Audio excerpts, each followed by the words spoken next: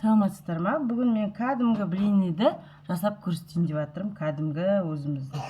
Оның ішінде екі жұмыртқаны мен анадай балаларға екі жұмыртқаны вилкамен тек осылай араластырамын.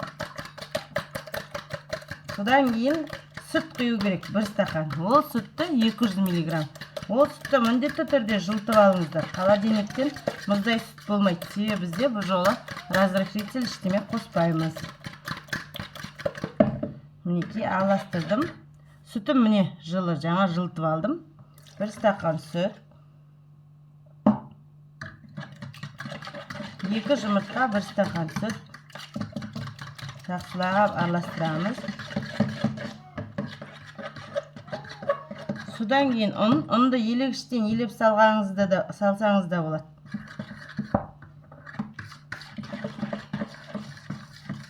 Бұны шекерін де салып жіберейін қазір. 3 қасық шекер. 1 2 3 қасық шекер. Бәрін осылай араластыра береміз.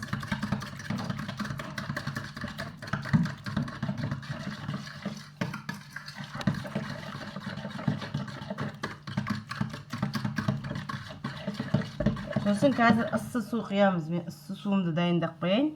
Мынаға міне ол ең соңында әзір мені араластырып алайын. Ұндарды жайлап салып.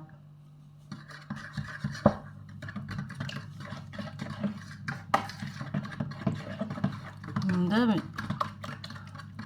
сіздерге ускорен.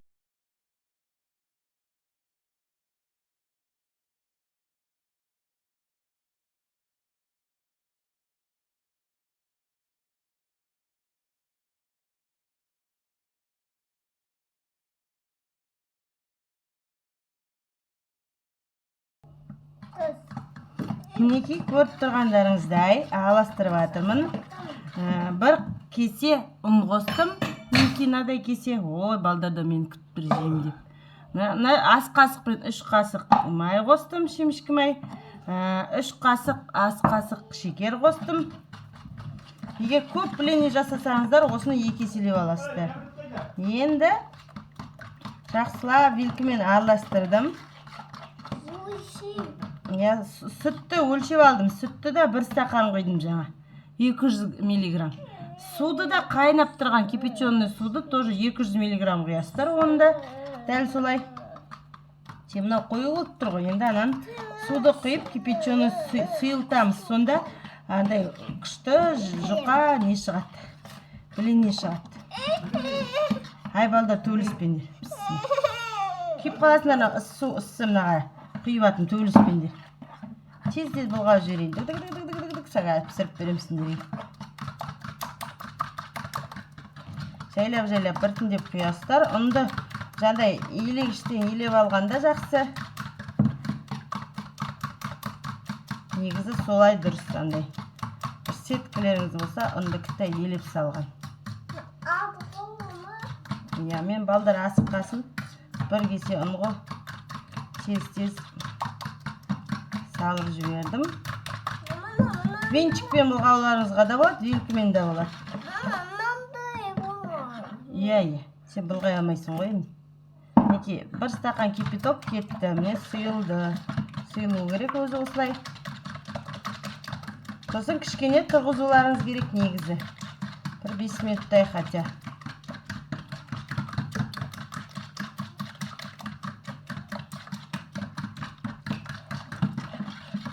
Болмаса мен сияқты асықсаңыздар, бірден газ плитаны қосып, мынадай. Ой, қолмен маған жанбай әті газ. Жанды. Сосын, неге блиннидің өзін сковородкасына пісірген жақсы. Сосын оған не істеп аласыздар. Кішкене бірінші блиннидің алдында кішкене май тамыз жібересіздер сковородкасына. Содан кейінгі блинниларға май салып түбін астына керек емес. Аударып пісіре бересіздер, жайып құйып. Оп-оңай. оп оңай деп айтқанмен кейде бізде де блинилар шықпай қалады, күнде пісіріп жүрсек те. Ол ана нормасына байланысты. Сүтің, суың өлшемей құйып жіберсең, көз жуамен сәйкес келмей қалса, блины сұйық болып кетеді, кейде солай қою болып қалады, составы келмей қалады. Сондықтан ең дұрысы өлшеу. Ол жуылмаған, қызым, ол клубника жуылмаған. Қазір сол блиниға сатып беремін деп клубника әкеліп қойып едім ғой, мыналар уже жеп жатыр. Мінекей дайын. Сковородкамыз қызды. Сковородкаға кішкентай май құйып жіберу керекпіз.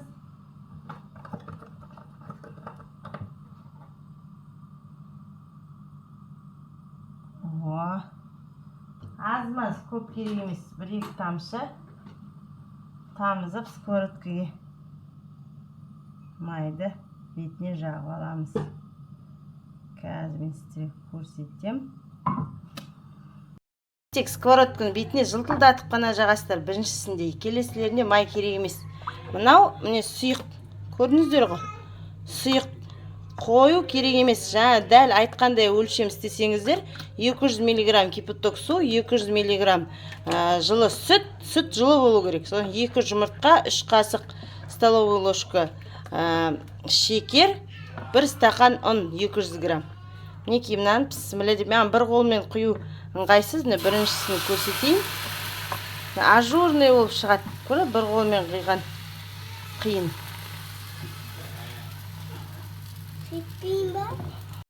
Мінекей келесі блинилерді тапа деген ана табаңыз тек шытырлап не істеп тұру керек, қызып. Тек шытырлап қызып тұру керек табаңыз. Сұйық көрдіңіздер ғой, ажурный блинный болып шығады. Сіздерге бір қолмен маған көрсету қиын болады. Но ничего, қазір осының өзі әдемі блинный болып шығады. Жандар кішкене қарай бастағаннан уже көтеріп жайлақ қарайсыздар. Бұл жұқа ғой міне, мөлдіреп тұр жұқа. Мінекей көрдіңіздер ме? Ол көп ұстауға болмайды, күйіп кетеді. Бұл блинный деген затты енді мына бір қолмен түсіре алмаймын деген. Негізі көрдіңіздер ғой міне, ажурный болып шықты. Енді міне ағы вообще мүлдем ажурный болып, әдемі болып шығады. Піскен кезін көрсетем. Міне көріп тұрғаныңыздай прям ажурный болып, өрнекті блинный болып шығады. Тек мына сковородканы мынандай жан-жағына да тигізіп, шемішкі май жағуды ұмытпаңыздар. Мен жаңа қайтадан солай тигізіп жағып шықтым. Щеткамен жаққан жақсы ғой. Міне мынадай жерін көрдіңіз ғой? Міне мына жеріне жабысып қалды да, қатып жаңа блиннемді үзіп жіберді. Сондықтан шетіне дейін жағыңыздар. Бісміллә.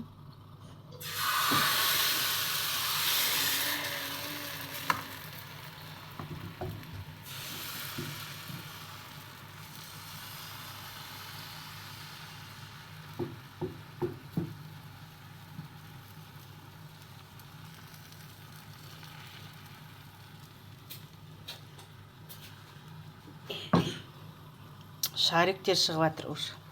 Рецепт жақсы ғой, көрдіңіздер ғой. Маған анады осы рецепт. Жаңағы кипяченый су құйған рецепт. Мынау деген жұп-жұқа, жеп-жеңіл блинилар жасалып жатыр.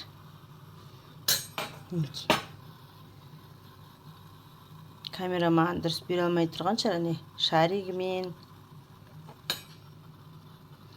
Қазір қарап тұрам, шеттері күйе бастайды. Қызарып тек аудара қоямыз.